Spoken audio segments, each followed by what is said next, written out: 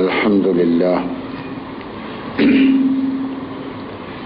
نحمد الله ونستعينه ونؤمن به ونتوكل عليه ونعوذ بالله من شرور أنفسنا ومن سيئات أعمالنا من يهد الله فلا مضل له ومن يضلله فلا هادي له أشهد أن لا إله إلا الله وحده لا شريك له وأشهد أن محمدا عبده ورسوله أرسله بالهدى ودين الحق ليظهره على الدين كله ولو كره المشركون اللهم صل على محمد وعلى آل محمد كما صليت على إبراهيم وعلى آل إبراهيم اللهم بارك على محمد وعلى آل محمد كما باركت على إبراهيم وعلى آل إبراهيم في العالمين إنك حميد مجيد إن أريد إلا الإصلاح ما استطعت وما توفيقي إلا بالله عليه توكلت وإليه أنيب أيها الناس اتقوا الله عباد الله أعوذ بالله من الشيطان الرجيم بسم الله الرحمن الرحيم وأن يحكم بينهم بما أنزل الله ولا تتبع أهواءهم واحذرهم أن يفتنوك عن بعض ما أنزل الله إليك فإن تولوا فاعلم أنما يريد الله أن يصيبهم ببعض ذنوبهم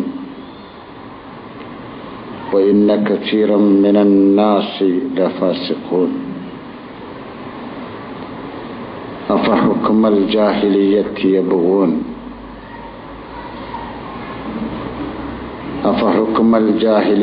يبغون ومن أحسن من الله حكما لقوم يوقنون صدق الله العلي العظيم. സഹോദര സഹോദരിമാരെ, അല്ലാഹുവിൻ്റെ കൽപ്പനകൾ ജീവിതത്തിൽ പകർത്തി ജീവിക്കുവാൻ നാം തയ്യാറാകണമെന്ന് ആദ്യമായി വസിയത്ത് ചെയ്യുക. കഴിഞ്ഞ 2 ഖുത്ബകളിൽ ശിർക്ക് എന്ന മാരകമായ കുറ്റത്തിൻ്റെ 2 വശങ്ങളാണ് പറഞ്ഞത്. ഒന്ന്, മുസ്ലിം ജാതി സമുദായമായി അറിയപ്പെടാത്ത മറ്റ് ജാതി സമുദായങ്ങളിൽ നിലനിൽക്കുന്ന ശിർക്ക്. രണ്ടാമത്തേത്, മുസ്ലിം ജാതി സമുദായങ്ങളിൽ നിലനിൽക്കുന്ന ശിർക്ക്. ആ 2 ശിർക്കുകളും ആപേക്ഷികമായി അവരിൽ മാത്രം ഒതുങ്ങുന്ന കുറ്റങ്ങളാണ്, മറ്റുള്ളവരിലേക്ക് വിട്ടുകിടക്കാത്തതുമാണ്. ആ 2 ശിർക്കുകളുടെയും ദോഷം മറ്റുള്ളവരിലേക്ക് കടന്നു ചെല്ലുന്ന നാശകരമായ ദോഷമല്ല, അവരിൽ ഒതുങ്ങി നിൽക്കുന്നു. അതിൻ്റെ ഗുണവും ദോഷവും അവരാണ് അനുഭവിക്കുന്നത്.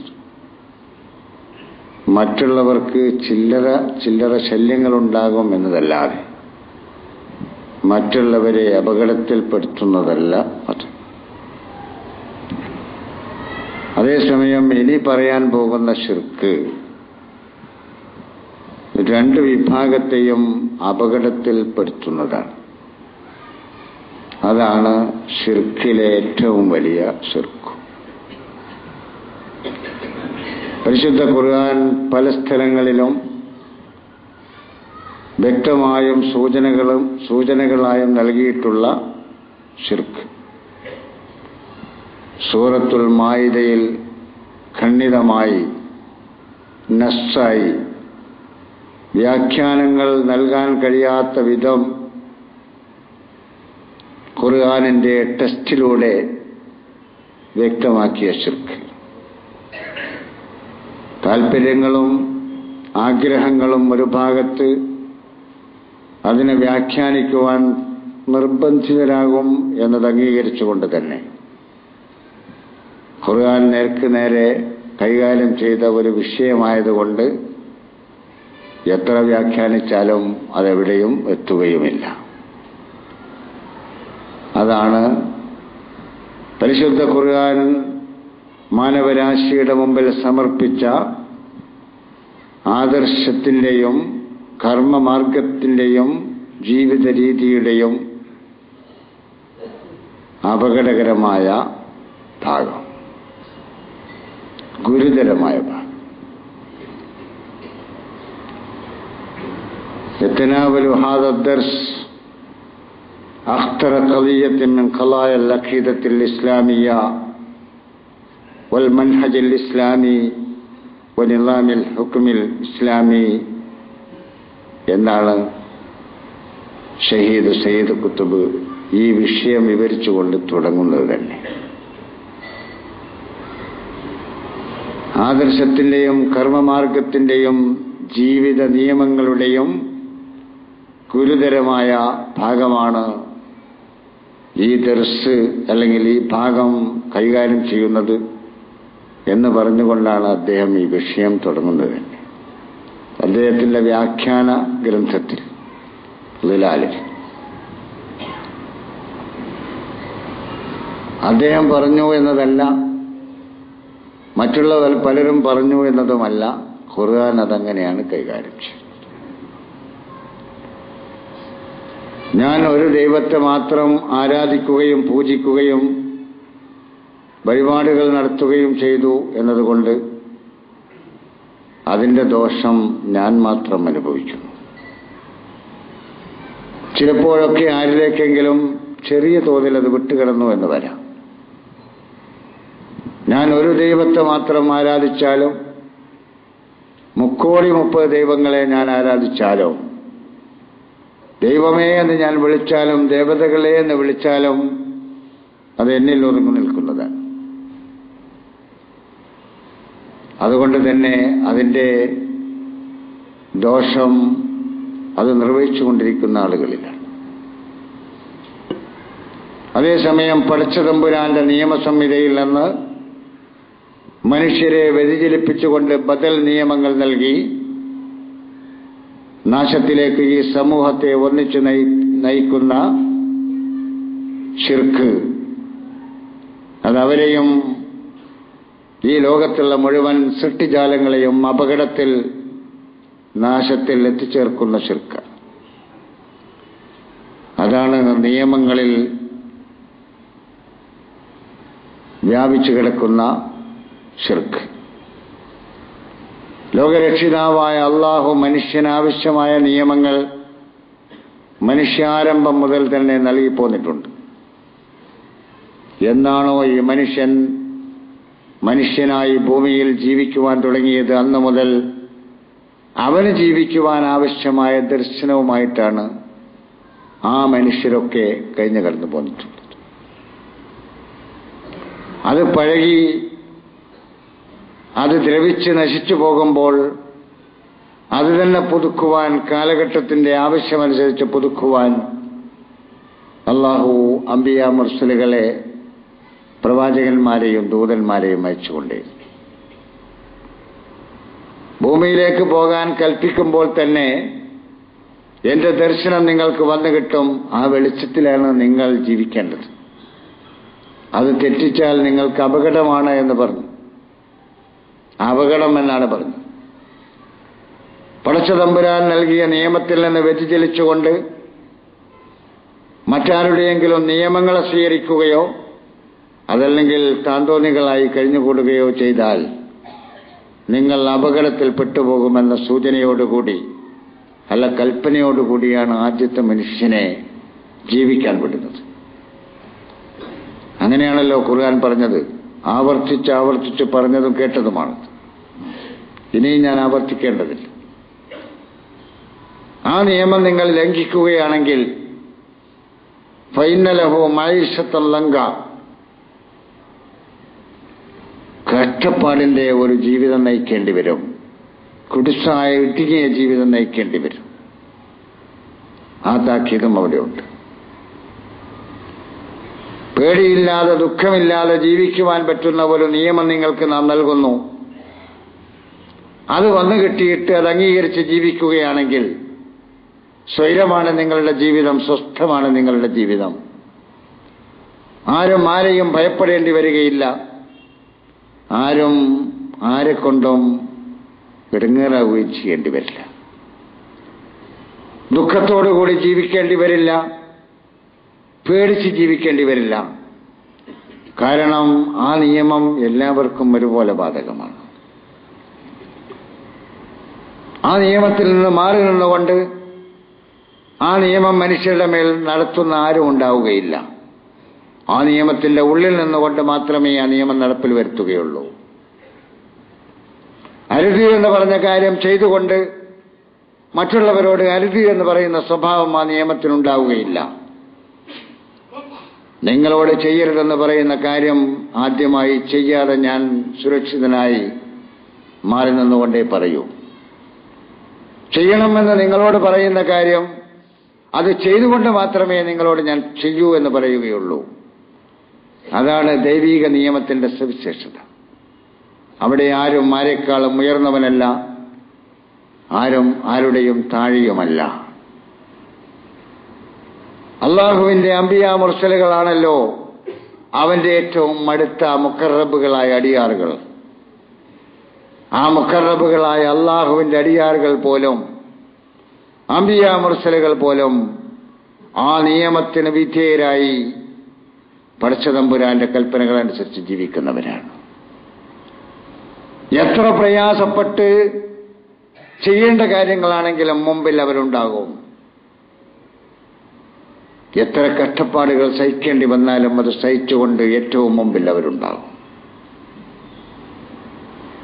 അപ്പൊ മറ്റൊരാൾക്ക് മാത്രം ബാധകമായതും തനിക്ക് ബാധകമല്ലാത്തതും അങ്ങനെയുള്ള നിയമം പടച്ചതമ്പുരാന്റെ ദർശനത്തിലുണ്ടാവുകയില്ല.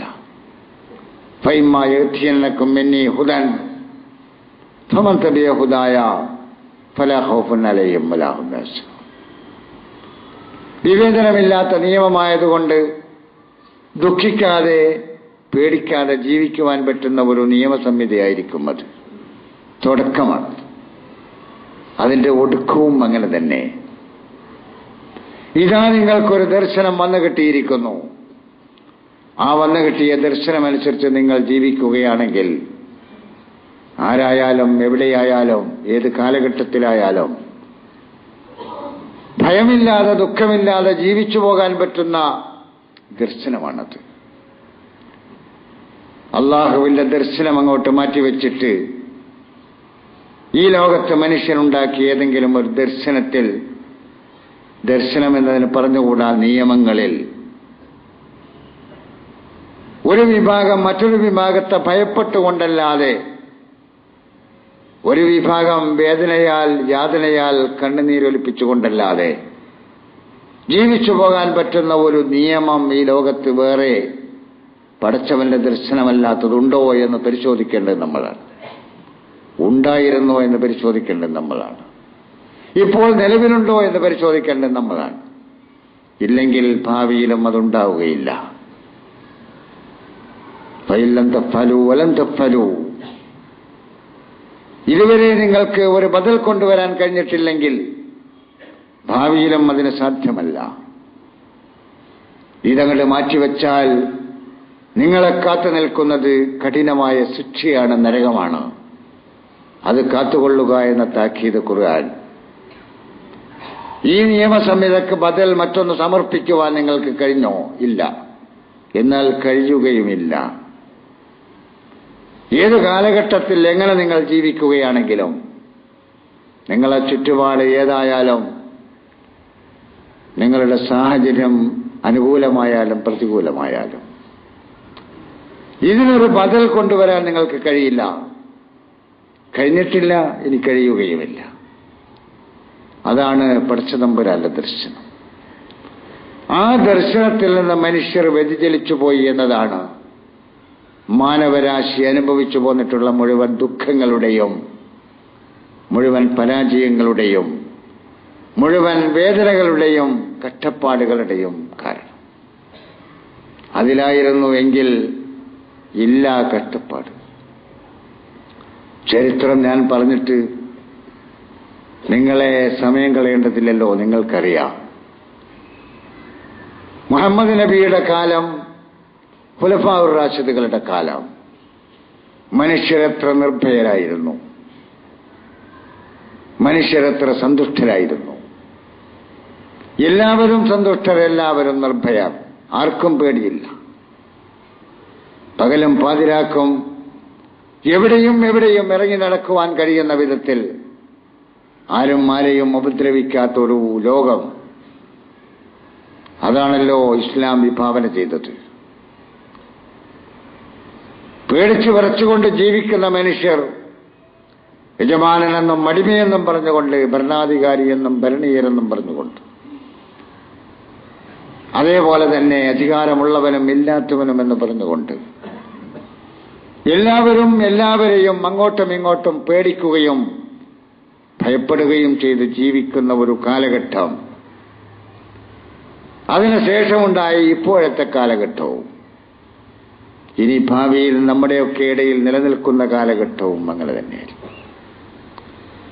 ബിലാലിന് ഉമയ്യയെ ഭയം, അമ്മാറിന് യാസിറിന് അവരുടെ യജമാനന്മാരെ പേടി, ഓരോ പെണ്ണിനും അവരവരുടെ വീടുകളിലുള്ള പുരുഷന്മാരെ പേടി, ഭാര്യയ്ക്ക് ഭർത്താവിനെ പേടി.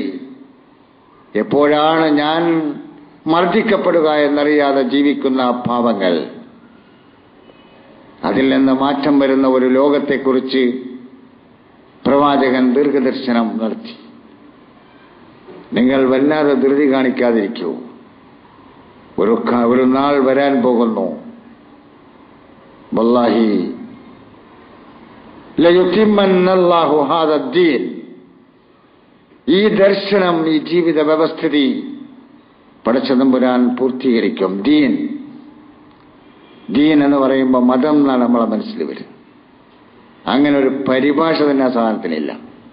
എന്തോ നിർഭാഗ്യമെന്ന് പറയട്ടെ, എഴുതപ്പെട്ട തഫ്സീറുകളിലൊക്കെ മതം എന്ന് പറഞ്ഞു. ഷഹീദ് സയ്യിദ് ഖുത്ബിന്റെ ഫീമിലാൽ പരിഭാഷപ്പെടുത്തിയവർ പോലും അദ്ദേഹം ജീവിച്ചിരിക്കുകയാണെങ്കിൽ പൊറുക്കാത്ത പരിഭാഷ അതിൽ കൊടുത്തു. മതം സഹിക്കാൻ കഴിയുമായിരുന്നില്ല അദ്ദേഹത്തിന് ആ പദം. അതിന് അദ്ദേഹം തന്നെ പറഞ്ഞിട്ടുണ്ട്, അതിന് നെഹലത്ത് മദ്ഹബ് എന്നൊക്കെ പറയാം. എന്നിട്ടും അത് പരിഭാഷപ്പെടുത്തിയവർ ആ മഹാനായ വിപ്ലവകാരിയായ ഫീമിലാലിന്റെ ഗ്രന്ഥകർത്താവിനോട് അനീതി കാണിച്ചു. ഒരുപാട് നല്ല രീതി അതിലുണ്ടെങ്കിലും വല്ലാഹി ലയുതിമ്മന്നല്ലാഹു ഹാദദ്ദീൻ, ഈ വ്യവസ്ഥിതി പടച്ചതമ്പുരാൻ പൂർത്തീകരിക്കും. ഹത്താ ലയസ്സിറന്ന റാകിബു മിൻ സന്നാ ഇലാ ഹളറമൗത്ത്, ഏറ്റവും കൂടുതൽ കൊലയാളികളുള്ള കടൽ കൊള്ളക്കാരും കരയിലെ കാട്ടുകൊള്ളക്കാരും ഒരുമിച്ച് കൂടുന്ന മേഖലയാണ് സന്നാ ഹളറമൗത്തിലേക്കുള്ള അന്നത്തെ വഴി. സന്നാ ഹളറമൗത്ത് യമനിലെ 2 അറ്റങ്ങളാണത്. അവിടെ ആരെങ്കിലും യാത്ര ചെയ്യുകയാണെങ്കിൽ ഒന്നുകിൽ കടൽ കൊള്ളക്കാർ അല്ലെങ്കിൽ കാട്ടുകൊള്ളക്കാർ. നിങ്ങൾ കേട്ടിട്ടില്ലേ, ബതുക്കൾ പിടിച്ചു കൊന്നു എന്നൊക്കെ പണ്ട് ഹജ്ജിന് പോകുമ്പോൾ? ആ മേഖലയാണത്. നമ്മളെ വല്യപ്പമാരൊക്കെ ഹജ്ജിന് പോയപ്പോ, എന്റെ വല്യപ്പൊക്കെ ഹജ്ജിന് പോയപ്പോ ബതുക്കളെ കുറിച്ച് പേടിച്ചിട്ടായിരുന്നു പോയത്. നടന്നു പോയതാണ്. അതിലെ എവിടെയോ ഒരിടത്ത് ഇറങ്ങിയിട്ട്, മറ്റേ ഷെഹർമുക്കല്ലയിലോ ഏടന്റെ ഏതൊരു ഭാഗത്തിറങ്ങിയിട്ട്, അതിനുമൊക്കെ ആ പ്രദേശത്താണ്. ആ മേഖലയിലൂടെ യാത്ര ചെയ്യുന്നതിനെ കുറിച്ച് പ്രവാചകൻ ദർശനം നടത്തുകയാണ്. വല്ലാഹി ലയസ്സിറന്ന റാകിബു മിൻ സന്നാ ഇലാ ഹളറമൗത്ത് ലാ യഖാഫു ഇല്ലല്ലാഹ്, അല്ലാഹു അല്ലാത്ത മറ്റൊന്നിനെയും ഭയപ്പെടാതെ സന്നായിൽ നിന്ന് ഹളറമൗത്തിലേക്ക് ഒരു റാക്കിബിന് പോകാൻ പറ്റുന്ന ഒരു കാലം വരും. ഈ ദീൻ പൂർത്തിയാകുമ്പോൾ പിന്നെ പേടിക്കാനുള്ളത് വന്യമൃഗങ്ങളെ മാത്രമാണ്. ആടുമാട് ഒട്ടകങ്ങളെ കൊണ്ടുപോകുന്നുവെങ്കിൽ വന്യമൃഗങ്ങൾ അതിനെ പിടിച്ചു തിന്നുമോ എന്ന് മാത്രം നോക്കിയാൽ മതി. മനുഷ്യൻ മനുഷ്യനെ തിന്നുകയില്ല, മനുഷ്യൻ മനുഷ്യനെ ആക്രമിക്കുകയില്ല.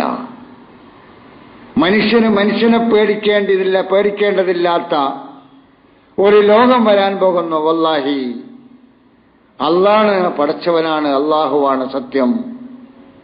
ലയസ്സിറന്ന റാഖിബു മിൻ സന്നാഇൽ ഹളറമൗത്ത്. റാഖിബ് എന്നാണ് പ്രവാചകൻ പറഞ്ഞത്. റാഖിബ് എന്ന് പറഞ്ഞാൽ യാത്ര ചെയ്യുന്നത് ആണായാലും പെണ്ണായാലും റാഖിബ് എന്നവൻ. റാഖിബ് യാത്ര ചെയ്യുന്നവൾ. അപ്പൊ നമുക്കതിങ്ങനെ പറയാം, സന്നായിൽ നിന്ന് ഹളറമൗത്തിലേക്ക് സുന്ദരിയായ ഒരു പെണ്ണിന് സ്വന്തമായി ആരെയും ഭയപ്പെടാതെ യാത്ര ചെയ്യാൻ പറ്റും. അങ്ങനെയുള്ള ഒരു ലോകം ഇതാ വരാൻ പോകുന്നു. വലാകിന്നകും തസ്തഅജിലൂൻ, നിങ്ങൾക്കത് വേഗമാകണം എന്ന് പറയുകയാണ് നിങ്ങൾ. നമ്മളെ മനസ്സാണ് പറഞ്ഞത്. നാളെ തന്നെ അതുണ്ടാകണമെന്ന മനസ്സാണ് നമുക്ക്. അതുകൊണ്ട് നാളെ അതുണ്ടാക്കുന്ന പണി നിന്റേതല്ല, അങ്ങനെ ഉണ്ടാക്കുന്ന പണിക്ക് നിന്നോട്ട് വിട്ടിട്ടുമില്ല. നാളെ അതുണ്ടാകണമെന്ന് പറഞ്ഞുകൊണ്ട് പണിയെടുക്കുവാൻ നിന്നെ നിശ്ചയിച്ചിട്ടില്ല. ആ പണി നീ ചെയ്യാൻ പാടില്ല. നാളെ ഉണ്ടാകണമെങ്കിൽ അതുണ്ടാക്കാൻ എനിക്ക് കഴിയുമല്ലോ, എനിക്കതിന് കഴിയുകയില്ലേ? ഈ പ്രപഞ്ചത്തെ ഒന്നിച്ച് എന്ന് പറഞ്ഞപ്പോൾ ഉണ്ടാക്കി തീർത്ത എനിക്ക് നമുക്ക് അളന്ന് തിട്ടപ്പെടുത്താൻ പറ്റാത്ത അതിവിശാലമായ പ്രപഞ്ചത്തെ സൃഷ്ടിക്കുവാൻ പടച്ച തമ്പുരാന് ഒരൊറ്റ ആജ്ഞ മതി മാത്രം. ഒറ്റ ആജ്ഞ, ഖുൻ. കാഫുന്നൂനൊന്നുമില്ല കേട്ടോ, ഒരു കൽപ്പനയാണ്, ഉണ്ടാകും. അള്ളാഹുവിന്റെ ഖുദ്റത്തും ഇറാദത്തും യോജിച്ചപ്പോൾ എന്തുണ്ടാകണമെന്ന് അവൻ ഉദ്ദേശിച്ചു, അതുണ്ടായി. അങ്ങനത്തെ എനിക്ക് നാളെ അതുണ്ടാക്കാൻ കഴിയാത്തത് കൊണ്ടല്ല, അതുണ്ടാക്കുന്ന പണി നിങ്ങളുടേതല്ല. അതുണ്ടാക്കുക എന്ന പണി നിങ്ങളുടേതല്ല. അതുണ്ടായിത്തീരാനുള്ള പണികൾ മാത്രമാണ് നിങ്ങൾ എടുക്കേണ്ടത്. ചിലപ്പോൾ ഉണ്ടാകും, ചിലപ്പോൾ ഉണ്ടാകില്ല.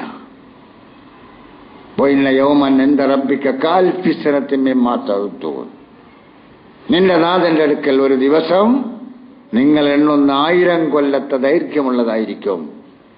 അതുകൊണ്ട് ചരിത്രത്തിന്റെ കാലം എന്ന് പറയുന്നത് നമ്മൾ എണ്ണുന്ന മണിക്കൂറുകളും ദിവസങ്ങളുമല്ല.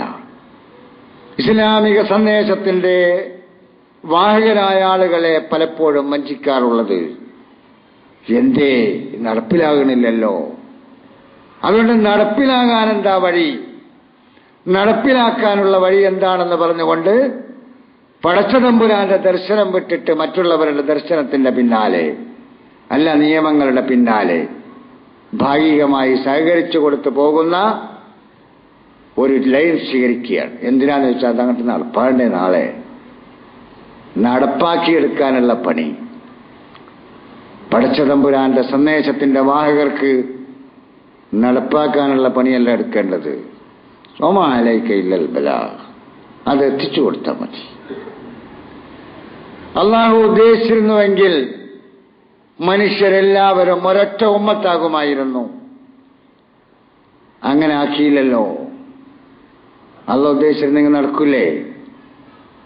വലാകിൻ ലിയബ്ലുവക്കും ഫീമാ ആതാക്കും, നിങ്ങൾക്ക് അവൻ നൽകിയതിൽ നിങ്ങളെ പരീക്ഷിക്കുകയാണ്. ആ പരീക്ഷണത്തിൽ നിങ്ങൾക്ക് വിജയിക്കണോ?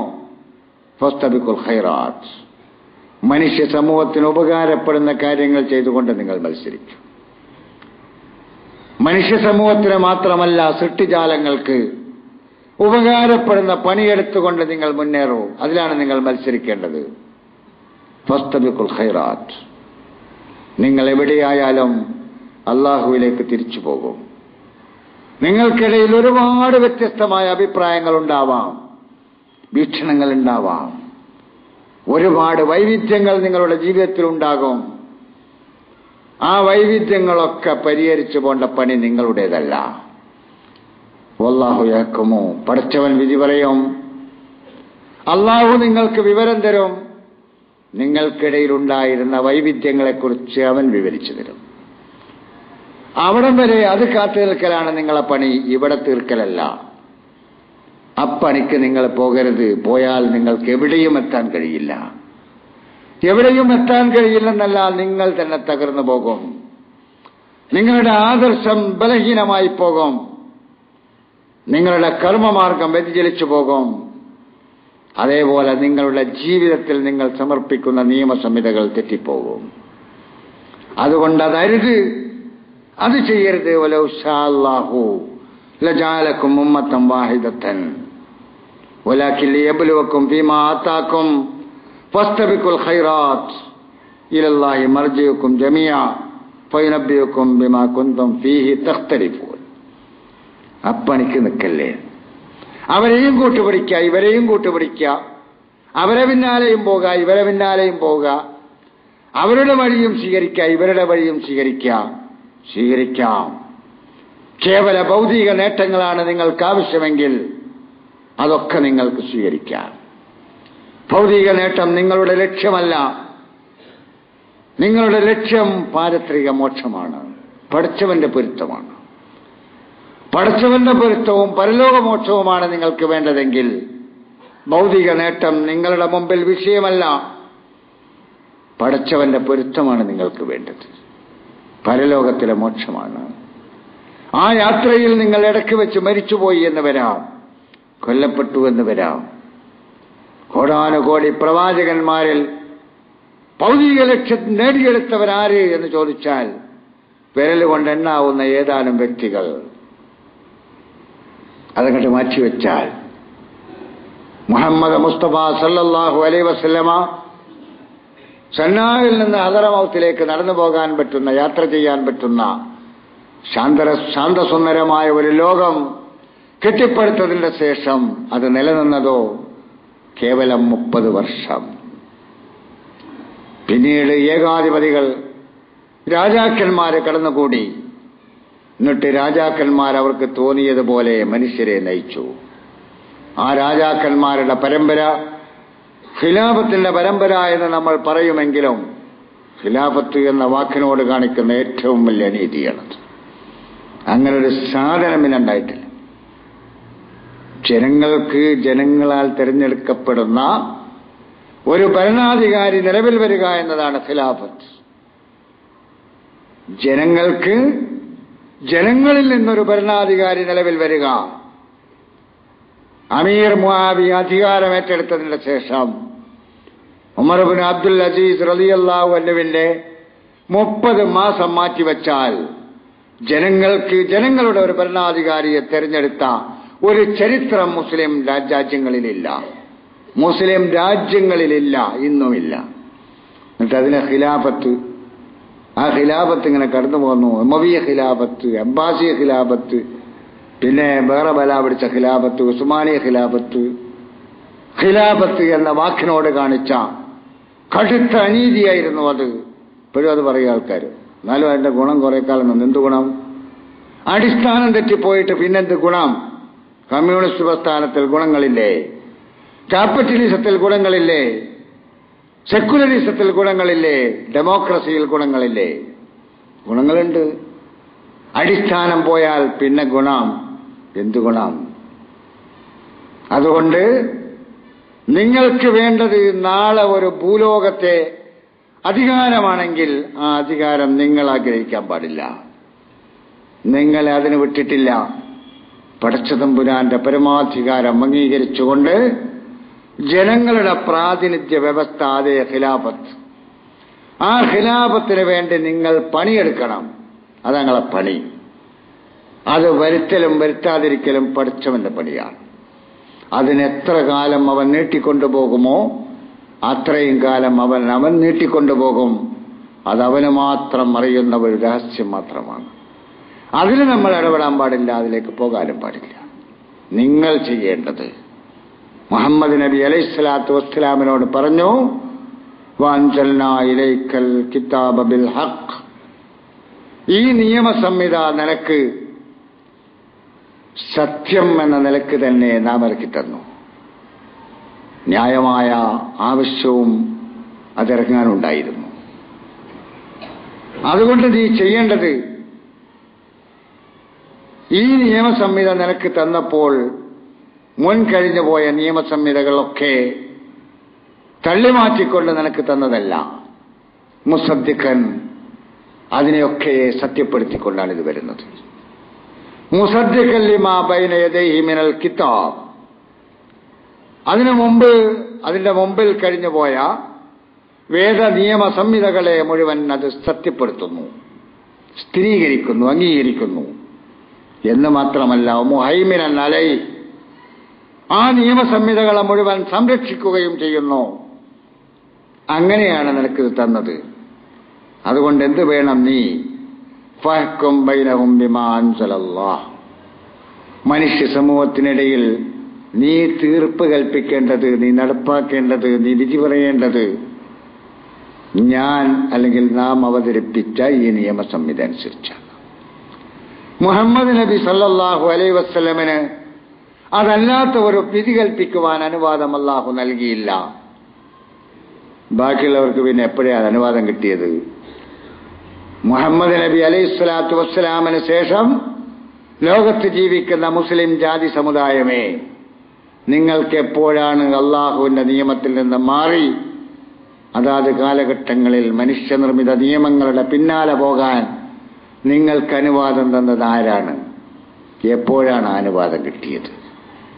ഫഹ്കും ബൈനഹും ബിമാ അൻസലല്ലാഹ്, ജനങ്ങൾക്കിടയിൽ താങ്കൾ തീരുമാനമെടുക്കേണ്ടതും നടപ്പിലാക്കേണ്ടതും വിധി പറയേണ്ടതും അള്ളാഹു ഇറക്കിയതനുസരിച്ചാണ്. അതുകൊണ്ട് നീ നോക്കണം, ഫഹ്കും ബൈനഹും ബിമാ അൻസലല്ലാഹ് വലാ തത്തബി അഹ്വാഅഹും അമ്മാ ജാഅക മിനൽ ഹഖ്, താങ്കൾക്ക് വന്നു കിട്ടിയ സത്യത്തിൽ നിന്ന് ഈ ജാതി സമുദായം, ജനസമുദായം താങ്കളെ വഴിതെറ്റിക്കും. അതുകൊണ്ട് വളരെ ജാഗരൂകനായി നിലകൊള്ളണം. അള്ളാന്റെ റസൂലിനോടുത്ത കൽപ്പനയാണ്. ലോകത്ത് നിലവിലുള്ള മനുഷ്യ സമൂഹം, ആ സമൂഹം ഒന്നിച്ചു നിന്നുകൊണ്ട് മറ്റു വഴിയിലേക്ക് പോകുമ്പോൾ അവര് അള്ളാഹു ഇറക്കിത്തന്നെന്ന് നിന്നെ ചിലരിൽ നിന്നെങ്കിലും നിന്നെ വഴിതെറ്റിക്കുവാൻ സാധ്യതയുണ്ട്. അതുകൊണ്ട് ഫഹ്ദർ, ജാഗ്രത പുലർത്തണം. അത് നീ ശ്രദ്ധിക്കേണ്ടതാണ്. പിന്നെ നീ മനസ്സിലാക്കണം, ഇതെല്ലാം കൂടി ഒന്നിച്ച് കൂട്ടിപ്പിടിച്ച് നമുക്കങ്ങനെ കൊണ്ടുപോകാം എന്ന് പറഞ്ഞ മനസ്സുമായിട്ട് പോകല്ലേ. വലാ തത്തബി അഹ്വാഅഹും അമ്മാ ജാഅക മിനൽ ഹഖ് ലികുല്ലിൻ ജഅൽനാ മിൻകും സിറാത്തൻ വമിൻഹാജ, മനുഷ്യ സമൂഹത്തിൽ എല്ലാ ഓരോ വിഭാഗത്തിനും നിയമങ്ങളും ആ നിയമങ്ങൾക്കനുസൃതമായി ജീവിച്ചു പോകാനുള്ള കർമ്മമാർഗവും നാം നൽകിയതാണ്, പടച്ചോൻ നൽകിയതാണ്. വലൗ ശാ അല്ലാഹു ലജഅലക്കും ഉമ്മത്തൻ വാഹിദ, അല്ലാഹുവിന് വേണമെങ്കിൽ നിങ്ങളെ ഒരൊറ്റ സമുദായമോ സമൂഹമോ ആക്കി മാറ്റാമായിരുന്നു. ഒരു നിയമത്തിന്റെ ആളുകൾ ഒറ്റക്കെട്ട് അല്ലാഹു ഉദ്ദേശിച്ചിട്ടില്ലല്ലോ. അതുകൊണ്ട് ഒറ്റക്കെട്ടായി അവരെയും പിന്തുണച്ച് ഇവരെയും പിന്തുണച്ച് അവർക്കും കൊടുത്ത് ഇവർക്കും കൊടുത്ത് അവരിൽ നിന്നും വാങ്ങി ഇവരിൽ നിന്നും വാങ്ങി അഴകുഴമ്പൻ ദീനുമായി മുമ്പോട്ട് പോകരുത്. നീ നിന്റെ മാർഗത്തിൽ ഉറച്ചു നിൽക്കണം. അള്ളാഹ് ഉദ്ദേശിച്ചിരുന്നെങ്കിൽ ഈ ഐക്യമൊക്കെ അവിടെ ഉണ്ടാകുമായിരുന്നു. അള്ളാഹ്ക്കത് ഉദ്ദേശമില്ല. പക്ഷെ നിങ്ങൾ അതിനെതിരിൽ നിലനിൽക്കാൻ പാടില്ല. നിങ്ങൾ നിങ്ങളുടെ നിലപാട്, നിങ്ങളുടെ കാൽ എവിടെയാണോ വെക്കേണ്ടത് അവിടെ വെച്ചുകൊണ്ട് ആ വെച്ച കാൽ അവിടെ നിന്ന് മാറ്റാതെ മറ്റുള്ളവർ അവിടെ നിങ്ങളുടെ പിന്നാലെ വരുന്നുവെങ്കിൽ നിങ്ങൾക്ക് സ്വാഗതം ചെയ്യാം. അതേ നിങ്ങൾക്ക് അനുവാദമായിട്ടുള്ളൂ. അതുകൊണ്ട് അള്ളാഹു അതുദ്ദേശിച്ചിട്ടില്ല. ഓരോരുത്തർക്കും ഓരോ ലൈൻ നൽകി, ഓരോ നിയമസംഹിതയും നൽകിയിട്ടുണ്ട്. പടച്ചവൻ ഉദ്ദേശിക്കുന്നത് നിങ്ങൾക്ക് തന്നത്, ആ തന്നത് നല്ല നിലയിൽ നിങ്ങൾ കൈകാര്യം ചെയ്യുന്നുണ്ടോ നോക്കാനാണ്. വലാകിൻ ലിയബ്ലുവക്കും ഫീമാ ആതാക്കും, നിങ്ങളുടെ കയ്യിൽ ഖുർആനില്ലേ, ആ ഖുർആൻ അനുസരിച്ചാണോ നിങ്ങൾ ജീവിക്കുന്നത്, പ്രവർത്തിക്കുന്നത്? അവരുടെ കയ്യിൽ ഇഞ്ചീലില്ലേ, ഇഞ്ചീൽ അനുസരിച്ചാണോ അവർ പോകുന്നത്? തൗറാത്തില്ലേ അപ്പുറത്ത്, അതനുസരിച്ചാണോ അവർ പോകുന്നത്?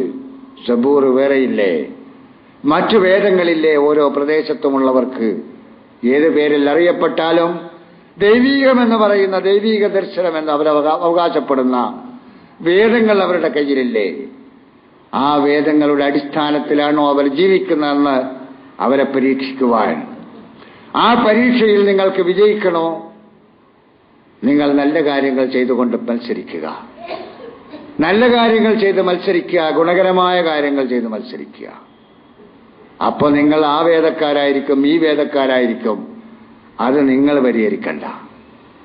ഇലല്ലാഹി മർജിഉക്കും ജമീഅ. നിങ്ങൾ ഏത് വേദക്കാരായാലും ഏത് ജാതി സമുദായക്കാരായാലും അള്ളാഹുവിലേക്ക് നിങ്ങൾ ഒന്നിച്ചു മടങ്ങി വരേണ്ടി വരും. അപ്പോൾ അള്ളാഹ് പറഞ്ഞോളൂ, ഫയുനബ്ബിഉക്കും ബിമാ കുന്തും ഫീഹി തഖ്തലിഫൂൻ. ഇന്ന അഭിപ്രായ ഭിന്നതകളോ അല്ലെങ്കിൽ വൈവിധ്യങ്ങളോ ഒക്കെ നിങ്ങളിൽ ഉണ്ടായിരുന്നു എന്ന് പടച്ചവൻ അന്ന് പറഞ്ഞു തരും. നിങ്ങൾ അതിലിടപെടരുത്. നിങ്ങൾ അതിലിടപെടരുത് എന്ന് പറഞ്ഞാൽ മനുഷ്യരോട് പറയാം, നിങ്ങൾ അതിലിടപെടരുത്. അതുകൊണ്ട് പടച്ച തമ്പുരാന്റെ നിയമം, ആ നിയമങ്ങൾ നടപ്പിലാക്കുന്ന വഴിയിൽ നിന്നുകൊണ്ട് നിങ്ങൾ പണിയെടുക്കൂ. അതാണ് നിങ്ങളുടെ ജോലി. ആ ജോലി നിങ്ങൾ നിർവഹിച്ചു പോകുമ്പോൾ നാളെ വിജയിക്കണമെന്ന, മറ്റന്നാൾ നടപ്പിലാക്കണമെന്ന് പറയുന്ന മനസ്സിനെ നിങ്ങൾ കൊന്നുകളയോ. അത് അള്ളാഹു ഉദ്ദേശിക്കുന്ന സമയത്ത് അവൻ നടപ്പിലാക്കും. അത് അവന് വിട്ടുകൊടുക്കുക. അവിടെയാണ് ഇസ്ലാമിന്റെ സന്ദേശവാഹകർ വന്നു നിൽക്കേണ്ടത്. അള്ളാഹു അവിടെ നമ്മെ എത്തിക്കുമാറാകട്ടെ.